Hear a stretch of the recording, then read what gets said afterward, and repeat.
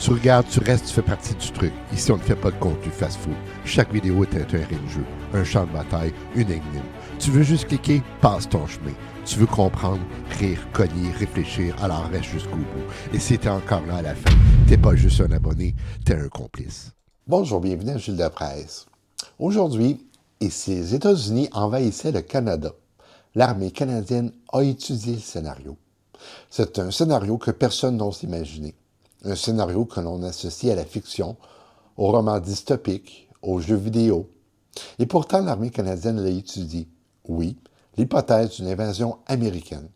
Pourquoi ce scénario existe-t-il?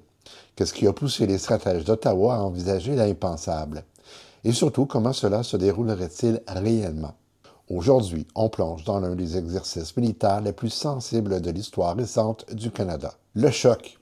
L'armée canadienne a vraiment étudié ce scénario. L'information a surpris tout le monde. Selon plusieurs sources, l'armée canadienne a modélisé un scénario d'invasion américaine. Pas sur le plan opérationnel, pas une préparation à la guerre, mais un exercice stratégique, un test de résilience nationale. Pourquoi? Parce que les militaires ne travaillent pas avec des certitudes, ils travaillent avec des possibilités, même les plus improbables, même les plus dérangeantes. Et ce scénario n'est pas né dans le vide, il est né dans un contexte politique très particulier. Les déclarations de Trump, le déclencheur. Donald Trump a évoqué à plusieurs reprises l'idée que le Canada pourrait devenir le 51e État. Il a partagé une image où le drapeau américain recouvre le Canada, le Groenland et le Venezuela. Il a menacé d'utiliser les tarifs douaniers massifs pour forcer des concessions politiques. Pour les stratèges canadiens, ce ne sont pas des blagues, ce sont des signaux. Des signaux qu'un président américain pourrait utiliser l'économie, la diplomatie ou la force pour remodeler la carte du continent. Alors pourquoi l'armée étudie des scénarios improbables? Les armées modernes fonctionnent comme des compagnies d'assurance. Elles modélisent les risques extrêmes, pas parce qu'ils sont probables, mais parce qu'ils seraient catastrophiques.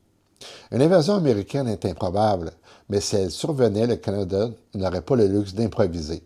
Il doit savoir comment réagir, comment protéger ses infrastructures, comment résister et comment survivre. Alors, comment se déroulerait une invasion américaine? Selon les modèles étudiés, l'armée américaine pourrait neutraliser les positions stratégiques canadiennes en quelques jours. Le Canada ne peut pas rivaliser en combat conventionnel, pas contre la première puissance militaire du monde. Alors, comment résister? Parce que c'est de résistance qu'on parle ici. Les analystes parlent d'une stratégie asymétrique. Embuscade, sabotage, guérilla, résistance décentralisée. Un modèle inspiré de l'Afghanistan. Ironique quand on sait que les forces canadiennes y ont combattu. Mais ce n'est pas tout.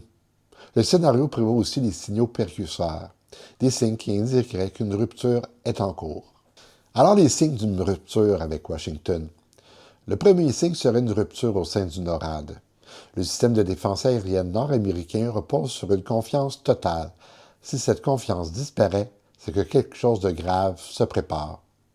Le deuxième signe, ce serait une escalade économique. Des tarifs punitifs, des menaces sur les exportations, des pressions sur les ressources stratégiques. Et le troisième signe serait une tentative américaine de redéfinir la souveraineté du Canada, par la force ou par la coercition. Le Canada n'est pas seul. Le scénario étudié par l'armée canadienne inclut aussi les alliés, donc l'OTAN, le reste de l'OTAN, le Royaume-Uni, la France, certains pays européens. Le Canada demanderait leur soutien diplomatique, logistique, voire militaire, parce qu'une invasion américaine ne serait pas seulement une attaque contre un pays, ce serait une attaque contre l'ordre international lui-même. En conclusion, quel est le message derrière ce scénario? Ce scénario n'est pas une prophétie, ce n'est pas une prédiction, c'est un test, un miroir tendu à un pays qui doit réfléchir à sa souveraineté, à sa défense, à son autonomie. L'armée canadienne ne dit pas « les États-Unis vont nous envahir ». Elle dit « et si un jour quelqu'un décidait que notre souveraineté n'a plus d'importance, serions-nous prêts ?» C'était Gilles de Presse, merci.